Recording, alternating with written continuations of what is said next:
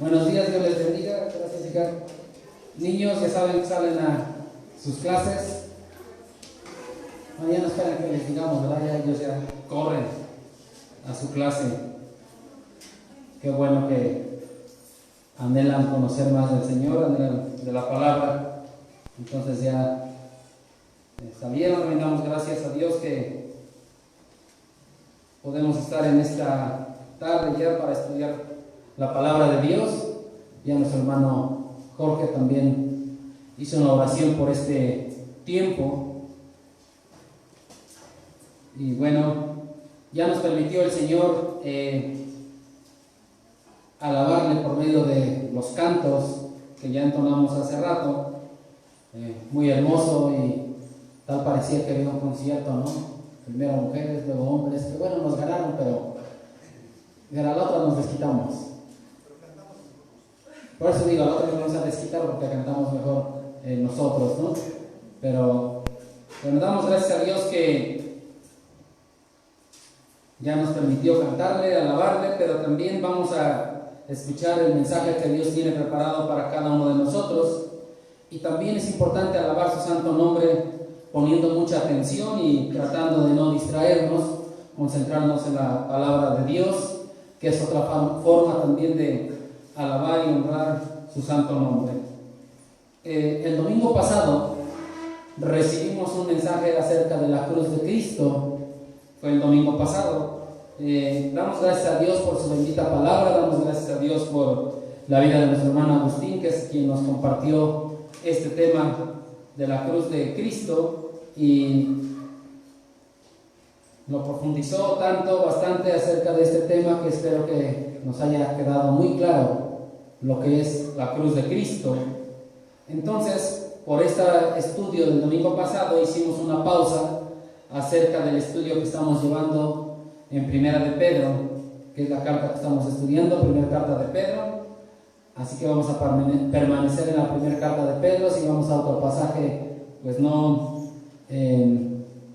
pierdan y para poderlo retomar vamos a hacer un recorrido así muy rápido desde el inicio, con la única finalidad de recordar y así llegar al pasaje del día de hoy. Únicamente es para recordar. En primer lugar, cuando iniciamos con esta carta, vimos en los versículos 1 y 2, capítulo 1, vimos la doctrina de la elección. 1 y 2. Seguido de esto vimos también la naturaleza de la esperanza viva de la salvación como una herencia incorruptible, incontaminada e inmarcesible. ¿Sí recordamos esto? Y dijimos que esta herencia estaba reservada en los cielos para cada uno de los creyentes. Capítulo 1, versículos del 3 al 5. Asimismo, también analizamos el resultado de esta esperanza viva en el ser interior, de cada una de las personas que han aceptado a Cristo como Señor y Salvador. Y rescatamos muy enfáticamente en esto que nuestra fe es probada,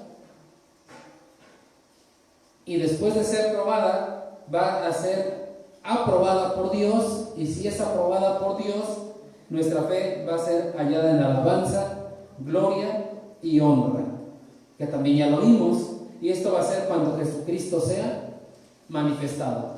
En su momento entonces también va a haber honra, lo vimos en los versículos 6 al 9 del capítulo 1. Posteriormente vimos también lo maravilloso de esta esperanza con nuestro hermano Agustín en los versículos 10, 11 y 12 del capítulo 1. Y continuando con este recorrido, también vimos el fruto de esta esperanza viva de la salvación en la vida del creyente. Hablamos de santidad, versículos 13 al 25, y también hablamos de un crecimiento espiritual en el capítulo 2, versículos del 1 al 8. Entonces, cada persona que se dice ser cristiano debe de tener estas dos cosas: santidad y, por el otro lado, crecimiento espiritual. Todo creyente debe tener este fruto a partir de esta esperanza viva de la salvación. También dijimos que del versículo 1, capítulo 1 hasta el 2:8, todo era a nivel personal, todo era en base a lo que vivíamos cada uno de nosotros, lo que debemos de hacer, lo que debemos de vivir de manera individual. Pero también dijimos que el poder disfrutar de esta esperanza viva de la salvación, que no cualquiera tiene este privilegio, entonces como la disfrutamos de manera personal, debemos de buscar esa santidad, debemos de buscar nuestro crecimiento espiritual, pero al hacer esto se debe de ver reflejado en la congregación de los hijos de Dios. Es decir, mi santidad, mi crecimiento espiritual y el de cada uno de nosotros de manera personal se va a reflejar en la congregación en la cual nos reunimos. Y si esto sucede a nivel personal, a nivel congregacional, entonces se tiene que reflejar allá en el mundo. Y en el mundo se tiene que ver un cambio. Es decir, no nos tenemos que confundir con los del mundo, nos tenemos que ver diferentes. Y si nos estamos confundiendo allá afuera con los del mundo, entonces hay que pensar cómo está nuestro crecimiento espiritual y cómo está nuestra santidad, que es lo que hemos venido viendo. Pasamos entonces a ver el fruto de la esperanza, de esta esperanza viva de la salvación en la comunidad de creyentes, ya no a nivel personal, sino ahora lo estamos viendo en la comunidad de creyentes. Hemos visto todo lo concerniente al pueblo de Dios como un instrumento que usa Dios ante el mundo. Si recuerdan, analizamos la identidad que Dios nos da como pueblo de Dios, versículos 9 y 10. Ya lo estudiamos. Aquí vimos lo que somos para Dios y lo que nosotros debemos de hacer. ¿Qué tenemos que hacer? Anunciar las virtudes de aquel que nos llamó de tinieblas a su luz admirable. Eso es lo que tenemos que hacer. También vimos que somos extranjeros y peregrinos en esta tierra. Dijimos que nuestra ciudadanía está en los cielos y por lo tanto en esta tierra tenemos que vivir como ciudadanos del cielo y no como ciudadanos de la tierra. Por eso decíamos que no tenemos que confundirnos con la gente del mundo. Tenemos que ser diferentes. Se tiene que notar que somos diferentes porque nuestra ciudadanía está en el cielo. Vivimos en este mundo, eso nos queda muy claro, pero no somos de este mundo. Nuestra ciudadanía no es de esta tierra. Entonces, nuestro actuar diario debe de ser pensando siempre en nuestro hogar celestial. Todo lo que hagamos, todo lo que digamos tiene que ser pensado siempre en esa ciudadanía celestial, en ese hogar celestial. Y es como llegamos al pasaje del día de hoy que tenemos en Primera de Pedro, capítulo 2, versículos 18 al 25, al cual voy a dar lectura. Dice la palabra de Dios: criados, estad sujetos con todo respeto a vuestros amos, no solamente a los buenos y afables, sino también a los difíciles de soportar, porque esto merece aprobación si alguno a causa de la conciencia delante de Dios sufre molestias padeciendo injustamente. Pues ¿qué gloria es si pecando sois abofetados? ¿O lo soportáis? Mas si haciendo lo bueno sufrís y lo soportáis, esto ciertamente es aprobado delante de Dios. Pues para esto fuisteis llamados, porque también Cristo padeció por nosotros, dejándonos ejemplo para que sigáis sus pisadas, el cual no hizo pecado ni se halló engaño en su boca, quien cuando le maldecían no respondía con maldición, cuando padecía no amenazaba, sino encomendaba la causa al que juzga justamente. quien llevó él mismo nuestros pecados en su cuerpo sobre el madero, para que nosotros, estando muertos a los pecados, vivamos a la justicia, y por cuya herida fuisteis sanados. Porque vosotros erais como ovejas descarriadas, pero ahora habéis vuelto al pastor y obispo de nuestras almas. Lo que vamos a ver aquí entonces es el ejemplo de Cristo en el sufrimiento, que es nuestro tema que el día de hoy nos va a ocupar. El ejemplo de Cristo en el sufrimiento. Este es nuestro tema que vamos a estudiar el día de hoy. Este pasaje que acabo de leer básicamente lo vamos a dividir en dos puntos o en dos partes. El primero es la exhortación que se le hace a los criados, y el segundo vamos a ver el ejemplo de Cristo, el cual nosotros debemos de seguir. Son dos puntos a tratar. Entonces el punto número 1 es la exhortación a los criados, que lo tenemos en los versículos del 18 a la primera parte del 21. Y de manera general nos podemos percatar que el apóstol Pedro siempre exhorta a dar un buen testimonio ante el mundo. Es lo que nos viene diciendo la carta de manera general, y lo hace porque somos un instrumento que Dios utiliza para alcanzar a aquellos que no han disfrutado de la misericordia de Dios. Por obra de Dios y gracias a Dios nosotros estamos disfrutando de una salvación, pero hay mucha gente que no lo está disfrutando, y en base a esto el apóstol siempre viene exhortando a que cuidemos pues nuestra manera de vivir, nuestra manera de actuar, porque somos el instrumento que Dios utiliza. Regresamos un poquito al capítulo 1, versículo 13.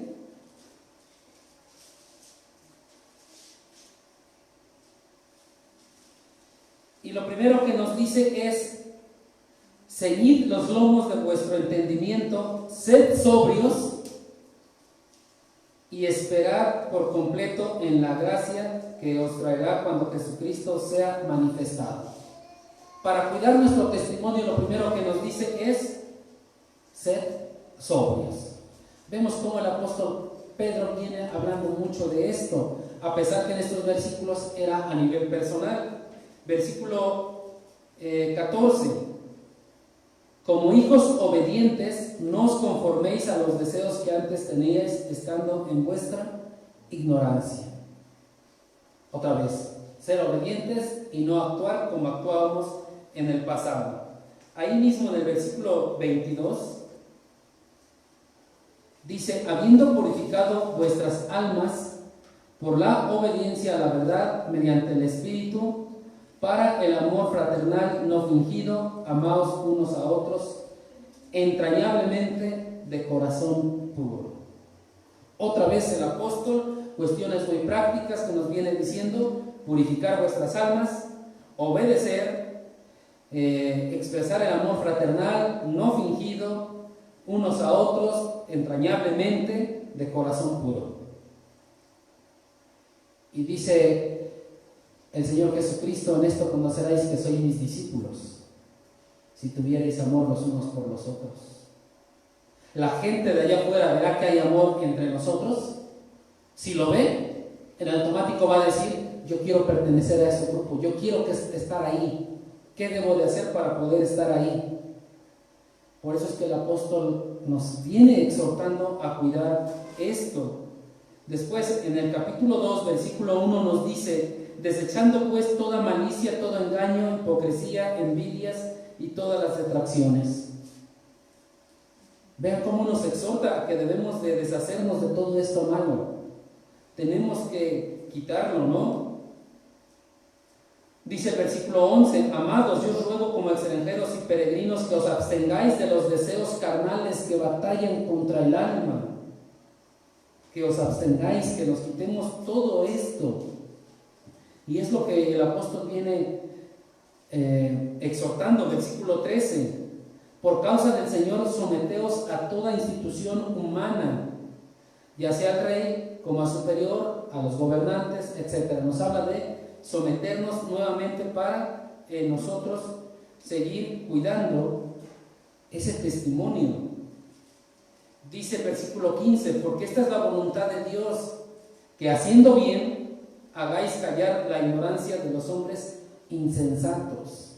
Otra vez nos exhorta a que hagamos el bien. Versículo 17, honrad a todos, amad a los hermanos, temed a Dios, honrad al rey.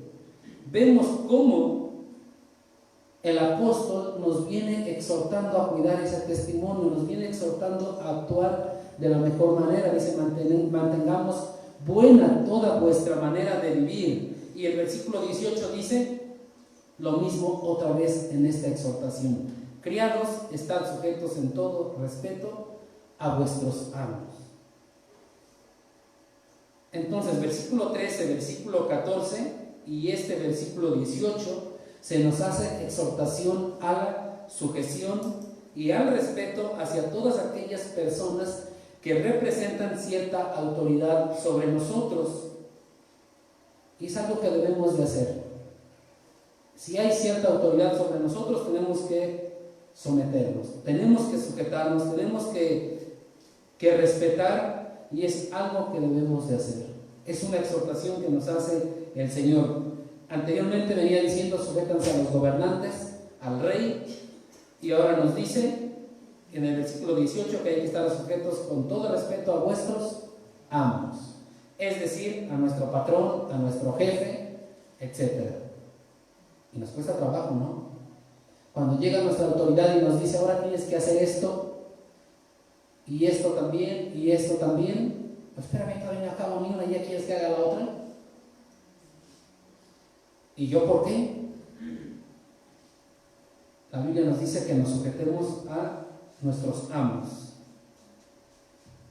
Y como nos podemos dar cuenta con este versículo 18, es la continuidad de lo que se viene diciendo desde el versículo 11. Estamos en el capítulo 2 de Primera de Pedro. Que actuemos como extranjeros y peregrinos, que debemos de dar ese buen testimonio, que mantengamos buena nuestra manera de vivir. Nos viene exhortando a todo esto. Y aquí en el 18 dice, criados. No los está menospreciando, no les está hablando con desprecio, así como que criados. Criados es una palabra que denota esclavitud. En aquel tiempo sabemos que había muchos esclavos, pero aquí no les dice esclavos, les dice criados. Pero estos criados también eran esclavos. Lo hace únicamente porque estos esclavos eran los que estaban dedicados a las labores domésticas. Cuando dice criados, se está refiriendo a aquellos esclavos que se dedicaban a hacer las labores domésticas y no a los trabajos que se tenían que hacer afuera de casa.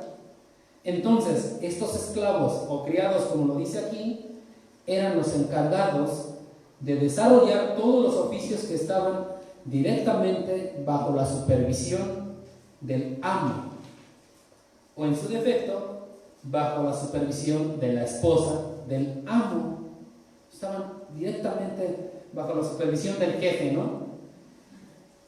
Y a estos esclavos o a estos criados, Pedro les está diciendo, estad sujetos con todo respeto a vuestros amos.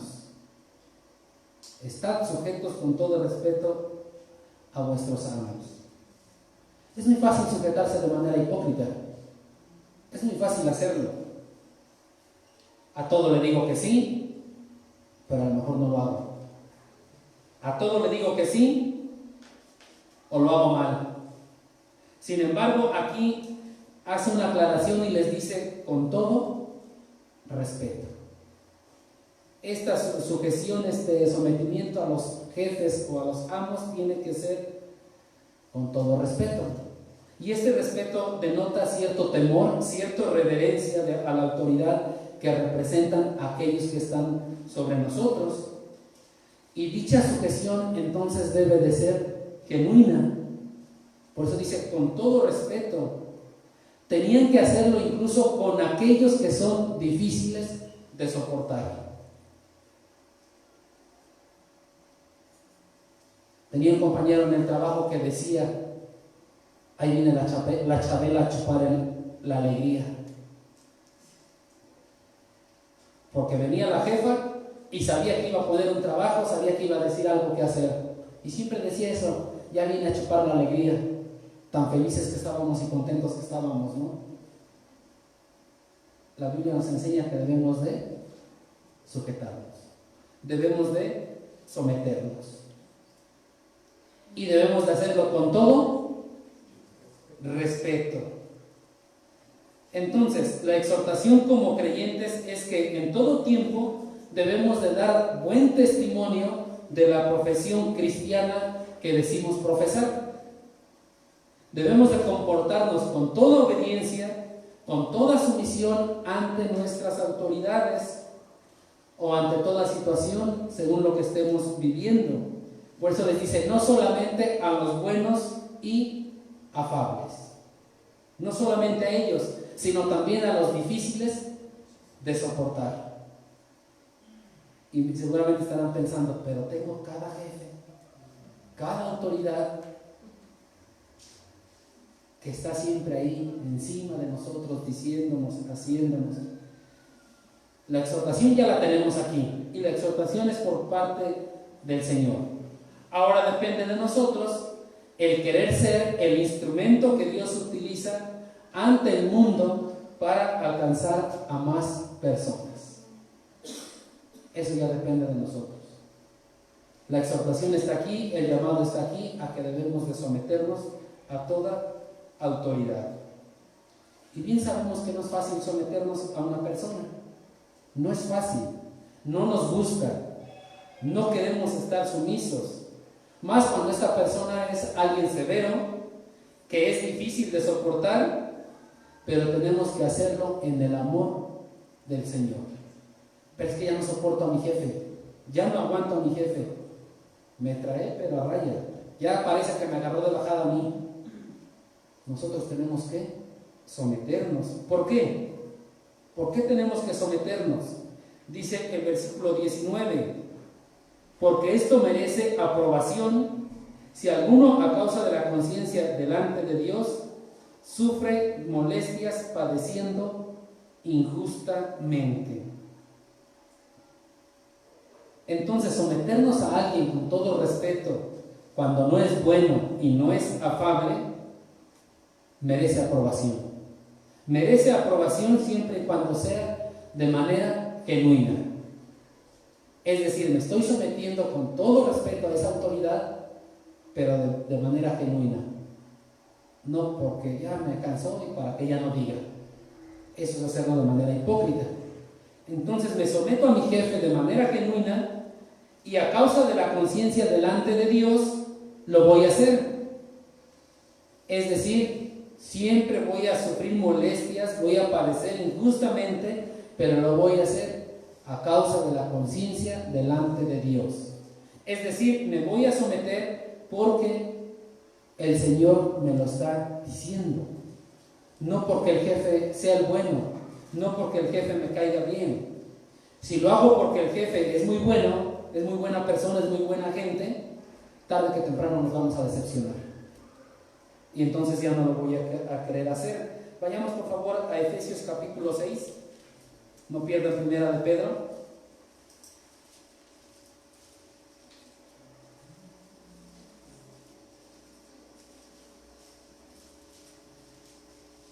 Y vamos a ver cómo se nos reafirma esta ordenanza. Dice Efesios 6, versículo 5. Siervos, obedeced a vuestros amos terrenales.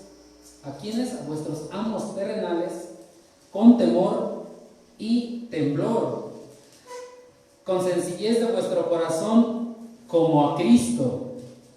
Es decir, si me estoy sometiendo al jefe, me estoy sometiendo a Cristo, no sirviendo al ojo como los que quieren agradar a los hombres, sino como siervos de Cristo, de corazón, haciendo la voluntad de Dios. 7. Sirviendo de buena voluntad como al Señor y no a los hombres. ¿Quién les dio la autoridad a los hombres? El Señor. Entonces, al someterme a la autoridad, me someto al Señor. 8. Sabiendo que el bien que cada uno hiciere, ese recibirá del Señor, sea siervo o sea libre. La ordenanza la tenemos y a nosotros nos corresponde someternos con todo respeto.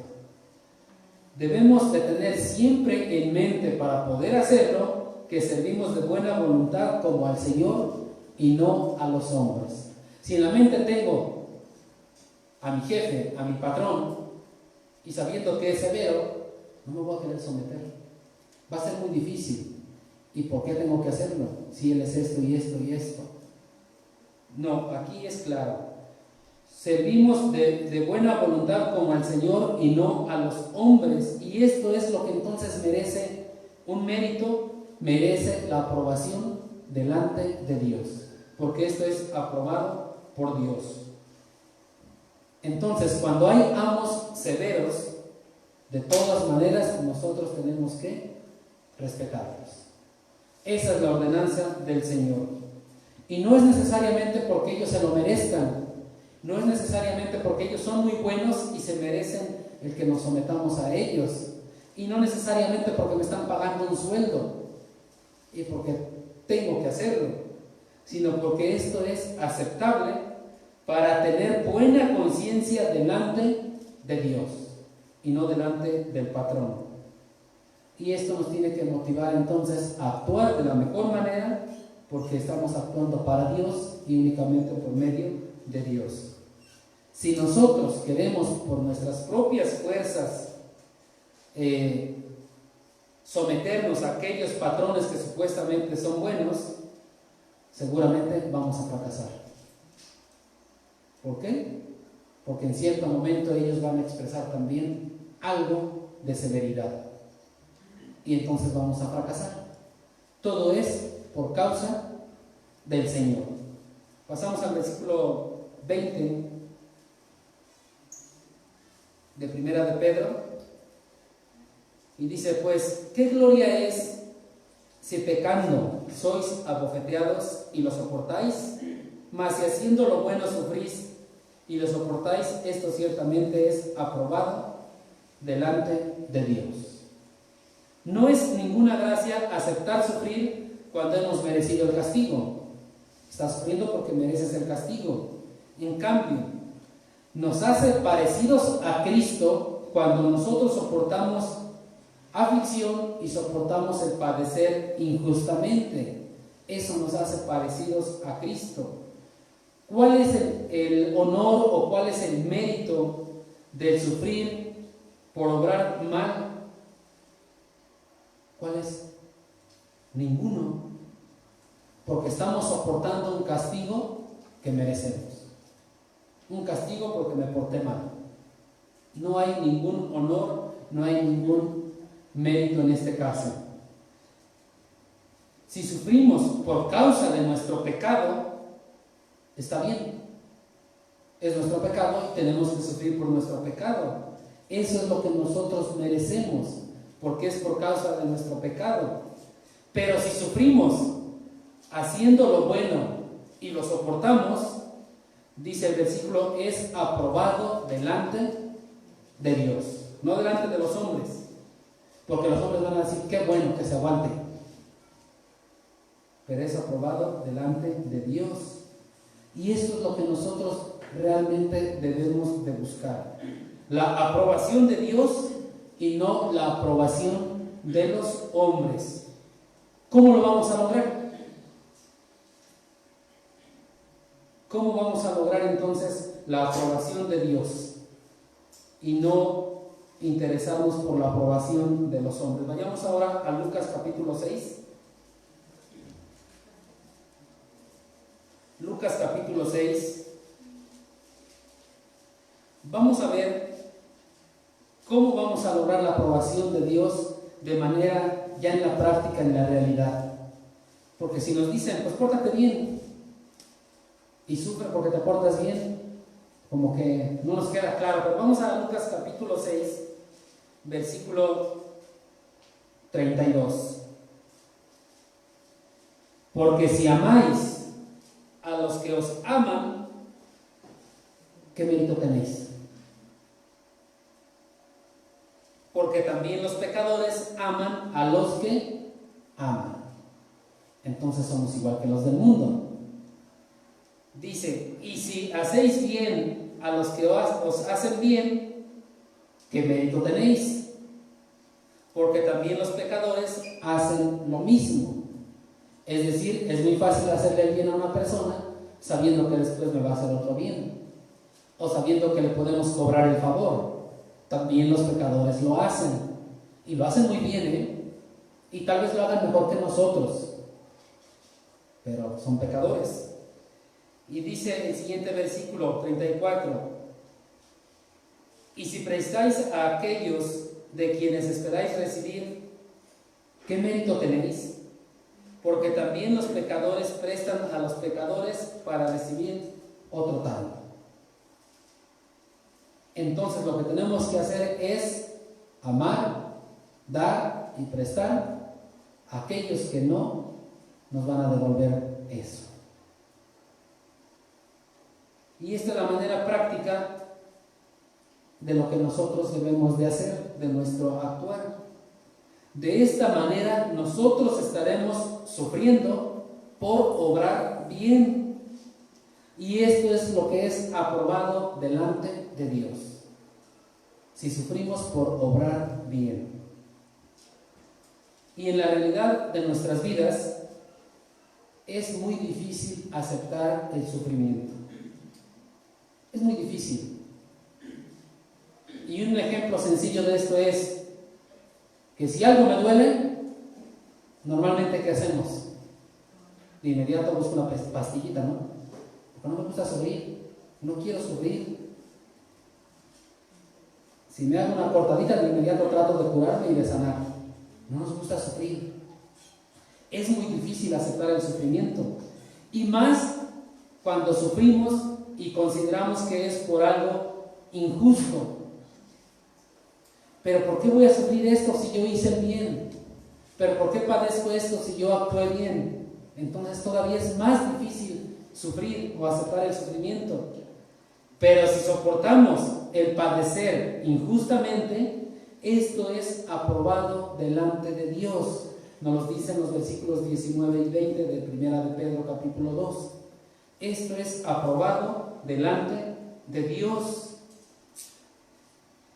Y dice entonces la parte inicial del versículo 21, pues para esto fuisteis llamados. Para esto fuisteis llamados. La pregunta es, entonces, ¿fuimos llamados para ser abofeteados? ¿Fuimos llamados para sufrir? Sí, pero no directamente. Recordemos que nuestro llamamiento es de las tinieblas a su luz admirable. Y entonces, ser llamados de las tinieblas a la luz admirable quiere decir que soy llamado de mi vida de perdición, de mi pecado, a recibir vida eterna y a recibir salvación. Ese es el llamamiento. Pero este llamamiento implica sufrimiento por hacer el bien.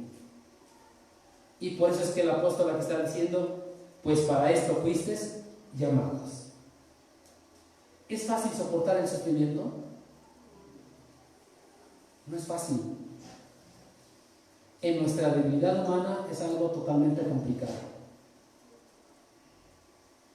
Pero el sufrimiento al padecer injustamente es parte de nuestro llamamiento. O sea, el Señor nos está llamando a sufrir también, es parte de él. ¿Qué podemos entonces hacer para soportar el sufrimiento? ¿Qué podemos hacer? Si es difícil, es complicado y nos quejamos, ¿qué podemos hacer para soportar el sufrimiento? Lo que podemos hacer es ver el ejemplo de Cristo. Es seguir las pisadas de Cristo. Recuerden que Dios es nuestra medida final de todas nuestras actitudes y de todas nuestras acciones. Entonces, el ejemplo a seguir para poder nosotros soportar el sufrimiento es el ejemplo de Cristo. Y este es el punto número 2 que vamos a tratar el día de hoy, el ejemplo de Cristo en el sufrimiento. el cual tenemos del versículo 21, segunda parte, hasta el versículo 25. Y dice entonces el versículo 21: porque también Cristo padeció por nosotros, dejándonos ejemplo para que sigáis sus pisadas. Entonces el llamamiento de Cristo es a la salvación, es a esa luz admirable, pero implica sufrimiento. Y esto es muy difícil muchas veces de entender y muchas veces de soportar. Es algo de verdad muy complicado. Es algo muy difícil, porque no estamos acostumbrados al sufrimiento. No vamos a ir a los pasajes, pero recordemos allá en Mateo 16, versículo 21 y 22, cuando Cristo anuncia por primera vez lo que iba a padecer, que iba a morir, que iba a sufrir. ¿Qué le dijo Pedro? Que no te pase esto. ¿Cómo vas a sufrir tú? Nuestra tendencia humana es eso, a negarnos al sufrimiento. ¿Cómo te va a pasar esto? Cuando llegó la guardia por Cristo, ¿qué hizo otra vez? Sacó la espada y ¿qué hizo? Cortó la oreja, ¿pero por qué? Para evitar un sufrimiento. Entonces, siempre queremos evitar el sufrimiento. Pedro lo vivió y Pedro tal vez no lo entendía en ese momento, pero con el paso del tiempo él lo aprendió, entendió lo que dice Filipenses 1:29: no solo creer en Él, sino que también padezcáis por Él. Y sabemos en la historia lo que le pasó a Pedro y a los demás apóstoles. También padecieron o sufrieron por Él. Y entonces Pedro aquí hace un llamamiento a padecer, hace un llamamiento a sufrir, pero nos da un sustento.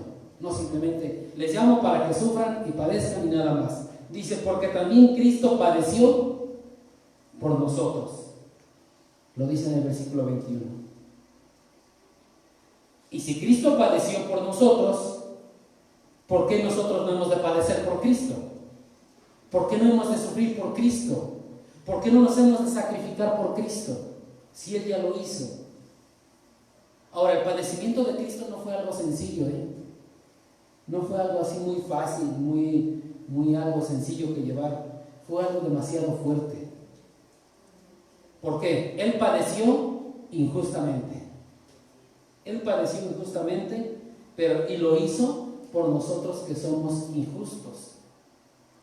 Imaginemos humanamente pensando, ¿y yo por qué voy a sufrir por esos injustos? ¿Y yo por qué voy a sufrir por esos pecadores? Pero Cristo aceptó sufrir. ¿Esto fue algo sencillo? No. Hay infinidad de versículos que nos expresan esto. Entonces, hay que tener mucho cuidado. Sí debemos de sufrir por Cristo, debemos de padecer por Cristo, pero debemos de tener mucho cuidado de no desarrollar en nosotros un complejo de martirio. Porque muchas veces cualquier cosita, es que estoy sufriendo por Cristo. Porque pasó la mosca, es que estoy sufriendo por Cristo. Ese es un complejo de martirio. Y hay que tener cuidado de que no sea desarrollado en cada uno de nosotros. Somos llamados a sufrir, somos llamados a padecer, pero verdaderamente sufrir y padecer por Cristo. Y que no caigamos en ese problema de que tenga ese complejo de martirio. Si lo hago, entonces estoy siendo egoísta. Debemos de sufrir por causa de Cristo y no por causa de nuestro pecado. Si sufrimos por causa de nuestro pecado, te lo mereces y me lo merezco también. Tenemos que sufrir por causa de Cristo. A esto es a lo que fuimos llamados. Y dice el versículo, dejándonos ejemplo. Entonces, al padecer Cristo por nosotros, nos dejó un ejemplo. Ahora, ¿qué es la palabra ejemplo? ¿Qué significa la palabra ejemplo? La palabra ejemplo, como tal, nada más ejemplo, significa escrito por debajo. Es lo que significa. Entonces se refiere a un escrito que se colocaba debajo de un pedazo de papel para poder hacer copias y poder escribir tal cual como lo que estaba ahí debajo. El mismo trazo, la misma letra, hacerlo exageradamente parecido, trazar las mismas letras, el mismo estilo de letra. Entonces, eso que estaba ahí debajo era el patrón o modelo a seguir para hacer copias y copias y copias. Y en la actualidad, con la tecnología, aún así sigue el mismo. Metemos a una máquina ese escrito que queda debajo y pasa otro papel encima y sale una copia parecida, ¿no? Igual, es lo mismo, es ese ejemplo. Entonces, en aquellos tiempos el maestro lo ponía con la finalidad de que el alumno inexperto copiara tal cual ese escrito, ese texto. Es lo que actualmente conocemos como calcar. Incluso existe el papel calca y quedaba el trazo igual. Entonces ahora Cristo, que es el ejemplo, es ese patrón o ese modelo que los cristianos debemos de seguir. Ahí está el patrón, ahí está el modelo. Y así como nos queda la fotocopia, las copias fotostáticas, así debe de ser nuestra vida con Cristo. Meter ese papel ahí debajo y nosotros estar encima y ser igual, idénticos, parecidos. Él nos dejó entonces algo totalmente señalado, totalmente marcado, de forma que no hay ningún peligro a equivocarnos, porque dice ahí el mismo versículo, para que sigáis sus pisadas. Entonces nosotros tenemos que ser la copia de Cristo. Él es el modelo, Él es el ejemplo, Él es el patrón a seguir. Ahora, sus huellas, las huellas de Cristo no son como las huellas en la arena, allá en la playa. Vienen las olas del mar y ¿qué le pasa a las huellas? Son borradas, ya no las puedo seguir. Su ejemplo es un modelo firme, es un modelo ya estable, es un molde ya hecho que no se desvanece y no se pierde y no se va a deshacer. Es algo digno de copiar, es algo que debemos de copiar tal como lo hacemos cuando calcamos un escrito. El mismo trazo, la misma letra, que sea parecido. Y si no, hagan la prueba. Pongan un papel calca y luego comparen los textos y van a ver si no son muy parecidos. Si vemos algo diferente es porque el que lo hizo se equivocó, pero es parecido. Entonces, debemos de ser copia de Cristo. La palabra seguir aquí no es una palabra ordinaria, es una palabra que se usa muy pocas veces en el Nuevo Testamento. Porque si le digo a alguien, vámonos y sígueme, y ese alguien está aquí, tal vez yo salgo por ahí y me voy, pero ese alguien se va por aquí. ¿Me está siguiendo? Pero allá nos vamos a seguir y nos vamos a ir y ya se va atrás de mí. ¿Me está siguiendo? Allá sí, aquí no. ¿Estamos de acuerdo? Pero aquí la palabra seguir implica un seguir muy, pero muy de cerca. Tan cerca es que implica poner los pies directamente en las huellas del otro. Y entonces ahora sí nos está siguiendo, ¿no? Y vamos viendo dónde pisa y vamos poniendo ahí nuestros pies, porque vamos atrás de él. Pero tengo que ir muy de cerca, porque si me ventaja con algunos pasos, ya no voy a ver a dónde puso el pie. Pues tiene que ser muy de cerca. Este seguir implica aquí. Seguir las pisadas de Cristo es hacerlo muy de cerca. Muy de cerca. Y tenemos que esforzarnos por hacerlo cada vez más y más y más mejor. Si hablamos de un niño de 3, 4, 5 años tal vez, que está siguiendo las huellas de su papá, ¿qué hace el niño para poder pisar exactamente en la huella de su papá? Tiene que dar un pasote, tal vez como brincar, para ir poniendo su pie en la huella. Pero con el tiempo ese niño va a crecer y tal vez quede más alto que el papá. ¿Qué va a hacer ahora? Muy fácilmente, ¿no?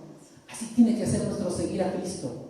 Empezamos y vamos practicando y vamos practicando y vamos creciendo y tenemos que ser una copia fiel de Cristo. La pregunta es, ¿creen que Cristo pueda escribir la leyenda, esta es copia fiel del original, que tuve a la vista, y firmar y sellar? Así tiene que ser el seguir las pisadas de Cristo. Y para poder seguir las pisadas de Cristo necesitamos conocer su andar. Necesitamos conocer sus pisadas para poder andar como Él anduvo. Y esto lo vamos a ver en los versículos del 22 al 25. El ejemplo que Él nos está dejando. De manera explícita o de manera implícita en estos versículos del 22 al 25 se retoma mucho lo que dice Isaías capítulo 53. Algunos dicen que 5 citas de Isaías 53, otros dicen que 7, otros dicen que 6, pero creo que podemos tomar todo el capítulo 53 de Isaías como referencia para los versículos del 22 al 25.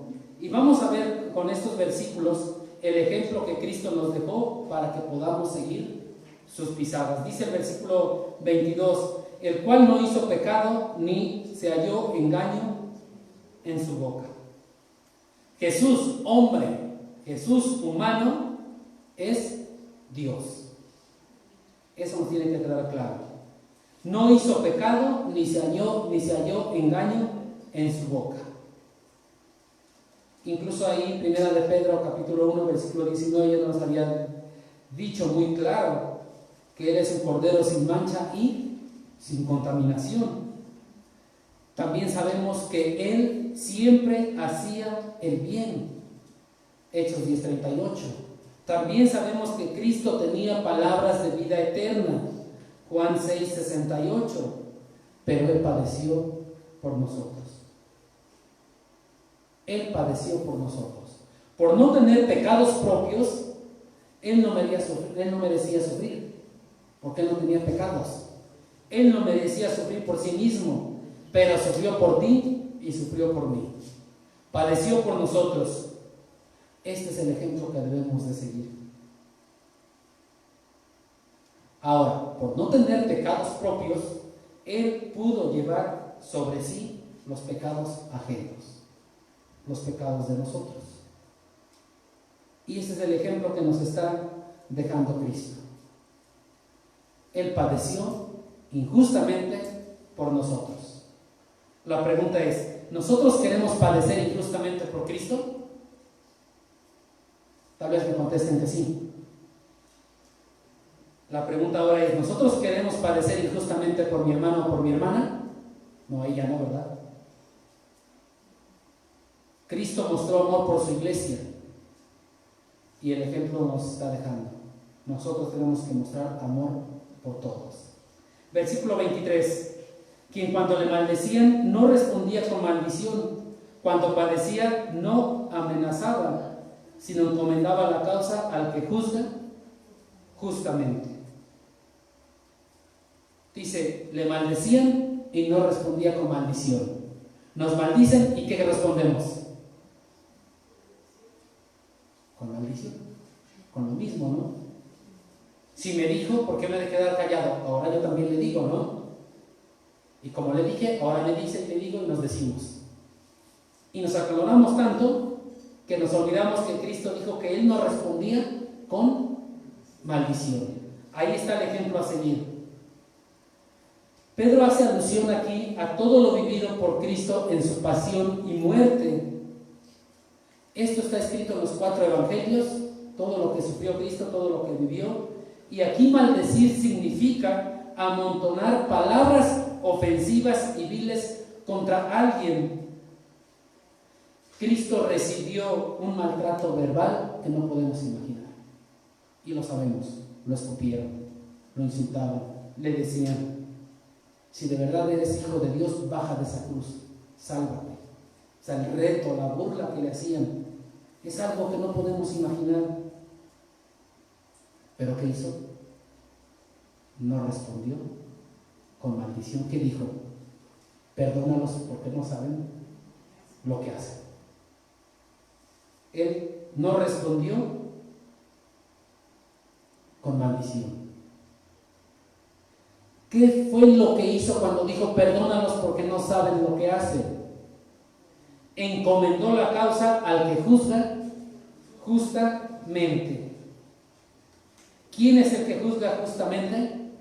Dios. Incluso le dijo después, en tus manos encomiendo mi espíritu. Otra vez a Dios. También sabemos por los evangelios que habiendo inclinado la cabeza, entregó el espíritu. ¿A quién? Al que juzga justamente. Él no respondió con maldición. Pero en la práctica, ¿qué hacemos nosotros? Si nos ofenden, si nos maldicen, ¿qué hacemos? ¿Encomendamos la causa al que juzga justamente o tomamos justicia por nuestra propia mano? O le decimos, te perdono porque me ofendiste y que Dios te bendiga.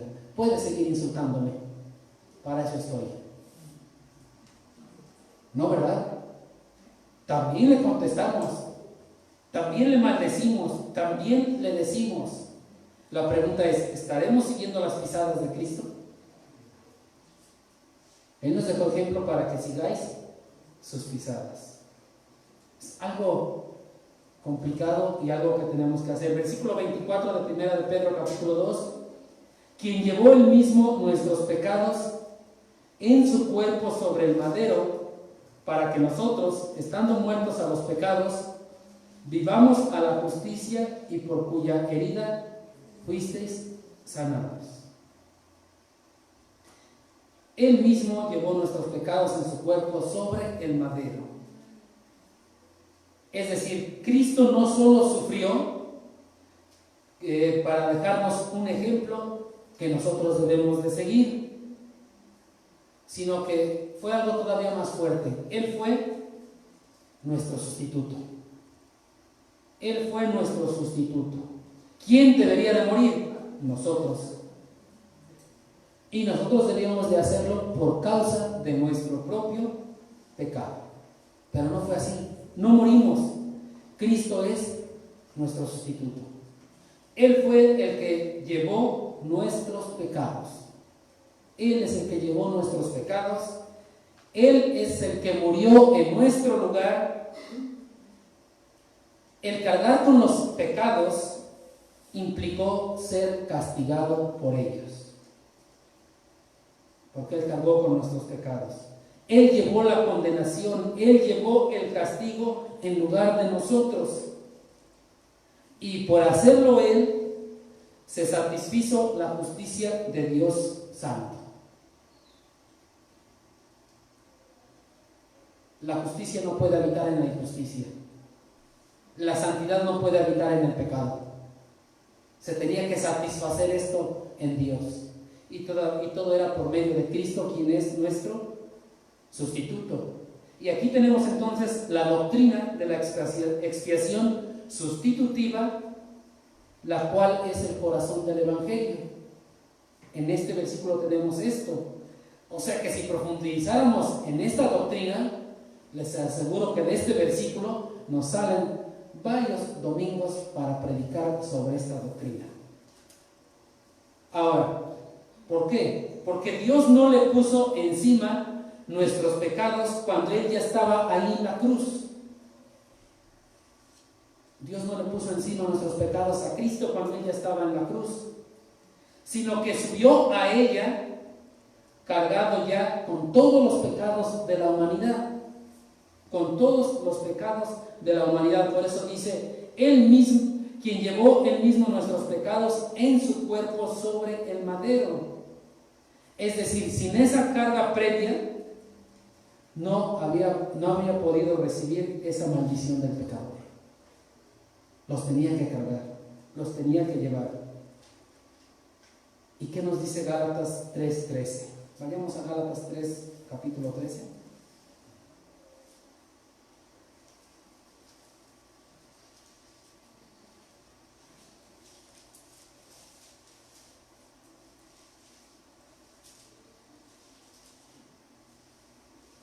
Dice la palabra de Dios: Cristo nos redimió de la maldición de la ley, hecho por nosotros maldición, porque está escrito: maldito todo el que es colgado en un madero. Él se hizo maldición por nosotros. Los que teníamos que sufrir éramos nosotros. Entonces, Cristo es nuestro sustituto. Aparte de que es nuestro ejemplo, es nuestro sustituto, y por Él es que podemos gozar de la vida eterna. Por Él es que podemos evitar la ira de Dios en nosotros. ¿A quién le debemos de dar la honra y la gloria? A Él. Y dice después: para que nosotros, estando muertos a los pecados, vivamos a la justicia. Entonces, la muerte de Cristo no solamente tuvo por objeto el librarnos de la condenación que sobre nosotros pesaba a causa de nuestro pecado, sino que también para alejarnos de los pecados, alejarnos de nuestros pecados y podamos vivir para la justicia. Eso es. Por eso dice: para que nosotros, estando muertos a los pecados, vivamos a la justicia. Así que si nos decimos ser salvos, si nos decimos ser cristianos, si nos decimos ser creyentes, tenemos que cambiar toda nuestra manera de vivir. ¿Cómo? Nos alejamos del pecado para poder vivir en la justicia. Nos alejamos del pecado para poder vivir en la justicia. Y vamos a ver cómo es esto.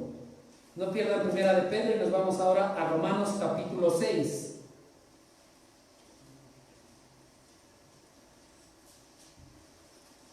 Todo el capítulo 6 nos habla de cómo podemos alejarnos del pecado y poder vivir a la justicia. Sin embargo, no vamos a ir leyendo algunos versículos. Los primeros 1, 2, 3 y 4 dicen: ¿qué pues diremos? ¿Perseveraremos en el pecado para que la gracia abunde? En ninguna manera. Porque los que hemos muerto al pecado, escuchen bien, porque los que hemos muerto al pecado, ¿cómo viviremos aún en él? ¿O no sabéis que todos los que hemos sido bautizados en Cristo Jesús, hemos sido bautizados en su muerte? Porque somos sepultados juntamente con Él para muerte por el bautismo, a fin de que como Cristo resucitó de los muertos por la gloria del Padre, así también nosotros andemos en vida nueva. Versículo 6.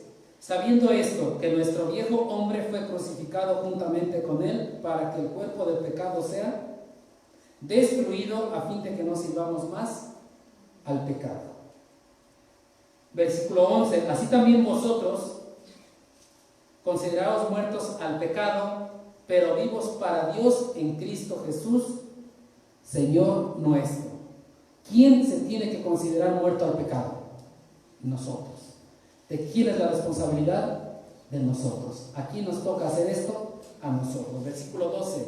No reine pues el pecado en vuestro cuerpo mortal, de modo que lo obedezcáis en sus concupiscencias. Versículo 14. Porque el pecado no se enseñoreará de vosotros, pues no estáis bajo la ley, sino bajo la gracia. Versículo 18.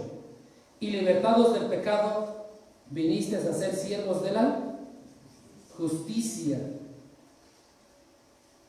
Versículo 22. Mas ahora que habéis sido libertados del pecado y hechos siervos de Dios, tenéis por nuestro fruto la santificación y como fin la vida eterna. Todos estos versículos que acabamos de leer, si se dan cuenta, son nuestra responsabilidad. Es lo práctico que nosotros tenemos que seguir para poder estar en sus pisadas. Es todo lo que tenemos que hacer para poder seguir sus pisadas. Y el mismo versículo 24 de Primera de Pedro 2 dice: y por cuya herida fuisteis sanados. Retomado de Isaías 53:5 nos dice que por medio de las heridas de Cristo en la cruz, como creyentes recibimos la sanidad espiritual. Esa sanidad espiritual de la enfermedad mortal del pecado es lo que nosotros recibimos. Él es el herido y nosotros somos los sanados. Él es el que sufre y nosotros somos los que somos sanados. Vean qué buen método de Dios para curar. El médico sufrió el costo y el enfermo recibió la curación. Hemos sido sanados, hemos sido limpiados de nuestros pecados. Por eso dice: y por cuya herida fuisteis sanados. Él sufre y nosotros somos sanados. Él es el herido y nosotros somos curados. Y luego en el versículo 25 dice: porque vosotros erais como ovejas descarriadas, pero ahora habéis vuelto al pastor y obispo de vuestras almas. Este versículo se abre con una referencia a Isaías 53:6, donde vemos la condición de la humanidad. Nos dice que todos nosotros nos descarriamos como ovejas. Eso dice Isaías 53:6. Todos nosotros nos descarriamos como ovejas, cada cual se apartó por su camino. Cada cual se apartó por su camino. Pero ahora Pedro, ¿qué les dice? ¿O qué les está diciendo en este versículo? Cuando él dice: porque vosotros erais como ovejas descarriadas. Les está diciendo que ya no son ovejas descarriadas. Eso eran en el pasado, pero ahora ya no son ovejas descarriadas. Por eso les dice en el versículo 25: porque vosotros erais como ovejas descarriadas, pero ahora ya no lo son. Les está hablando de su pasado, antes de ser salvos, que eran ovejas sin guía, eran ovejas sin defensa, eran ovejas sin pastor. Y ahora les dice: pero ahora habéis vuelto al pastor y obispo de vuestras almas. Les aclara que ya no son como esas ovejas descarriadas y que ahora han vuelto o han retornado o se han vuelto a Cristo. La palabra, normalmente en la Biblia, en el Nuevo Testamento, cuando encontramos la palabra volveos o vuelto, se refiere o hace referencia a la conversión, hace referencia a nuestra fe y hace referencia a nuestro arrepentimiento. Cuando dice volveos o convertíos, hace referencia a ese arrepentimiento que una persona manifiesta en su salvación. Eso es a lo que se hace referencia siempre. Arrepentíos y convertíos, dice en Hechos, ¿no? Arrepentíos y convertíos. Muchos versículos en Hechos hablan de eso: arrepentíos, convertíos, volveos, que están haciendo referencia a nuestra fe salvadora en Cristo, a nuestro arrepentimiento. Entonces les dice aquí: porque vosotros erais como ovejas descarriadas, eran en el pasado, pero ahora habéis vuelto. O sea, ahora se han convertido al Señor, ahora son salvos, ahora han aceptado a Cristo como Señor y Salvador. A esos a lo que han vuelto. Y por eso les dice: al pastor y obispo de vuestras almas. Entonces, Cristo no es solo un ejemplo a seguir para el cristiano, es también nuestro sustituto, como ya lo vimos, pero también es el pastor de cada creyente. Cristo es el pastor de cada creyente. Aquí no estamos hablando de dos títulos diferentes cuando habla de pastor y obispo. No estamos hablando de dos títulos diferentes, sino que el segundo, que es obispo, está haciendo una descripción de la función del primero, que es pastor. Por eso dice pastor y obispo. Y en ese sentido ellos lo entendían muy bien. Entonces el pastor es Cristo, y Cristo es el que supervisa, porque es el obispo. Y obispo viene de episcopos, que significa sobre ver. Y entonces Él es el guardia del rebaño. Vayamos por favor a Juan capítulo 10.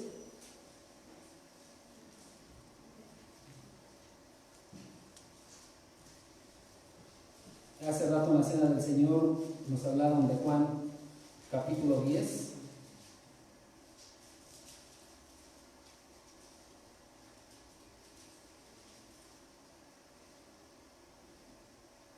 Dice el versículo 11 de Juan 10:11: yo soy el buen pastor, y el buen pastor su vida da por las ovejas. ¿Quién es el buen pastor? Cristo. Y el buen pastor da su vida por las ovejas. Ok, versículo 14: yo soy el buen pastor y conozco mis ovejas, y las mías me conocen, así como el Padre me conoce y yo conozco al Padre y pongo mi vida por las ovejas. También tengo otras ovejas que no son de este redil, aquellas también debo de traer, y oirán mi voz, y habrá un rebaño y un pastor. Entonces, el pastor es Cristo. Él se encarga de cuidar, Él se encarga de guiar, Él se encarga de pastorear y de traer incluso aquellas otras ovejas que deben de estar en el rebaño. Él es el pastor, Él es el obispo, Él es el que cuida, Él es el que está supervisando. Es importante rescatar que el modelo o el patrón a seguir es Cristo. Entonces, el ejemplo para seguir las pisadas es Cristo. Y tenemos que seguir las pisadas de Cristo. Y para poder seguir las pisadas de Cristo, tenemos que ver sus pisadas. Y para poder ver sus pisadas, tenemos que estudiar la palabra de Dios. Porque ya no tenemos a Cristo físicamente aquí caminando para que vayamos tras de Él. Y si uno de nosotros se forma primero para seguirlo, Él ya está atrás, a lo mejor ya no va a poder seguir las mismas pisadas. Entonces tenemos la palabra de Dios, y en la palabra de Dios vamos a ver cómo anduvo Cristo, vamos a ver sus pisadas, y entonces podemos seguir sus pisadas. De manera resumida, en los versículos 22 al 25 tenemos el ejemplo que quedó descrito y el ejemplo a seguir. Pero no se nos olvide que tenemos que seguir las pisadas de Cristo. Que Dios bendiga su palabra. Vamos a orar. Padre Santo, en esta tarde te damos gracias, Padre bendito, una vez más, porque tú, Padre Santo, nos permites estudiar tu palabra, nos permites profundizar. Y Padre, te rogamos que nos enseñes, Padre bendito, nos des la fortaleza para poder seguir tus pisadas, para poder imitarte, para poder ser una copia fiel tuya, Padre bendito, y que, Padre Santo, tú nos ayudes, nos des la fortaleza, la sabiduría, Padre bendito, porque sin ti nada podemos hacer, Padre. Te damos gracias en esta tarde por tu palabra, te damos gracias porque tú has hablado, Padre bendito, y te ruego, Padre, porque tu palabra no regrese vacía, como tú mismo lo dices, Padre bendito, y que este mensaje penetre a lo más profundo de cada uno de nosotros, de cada uno de nuestro ser, Padre. Te damos gracias en el nombre de Cristo Jesús. Amén. Muchas gracias, Dios les bendiga.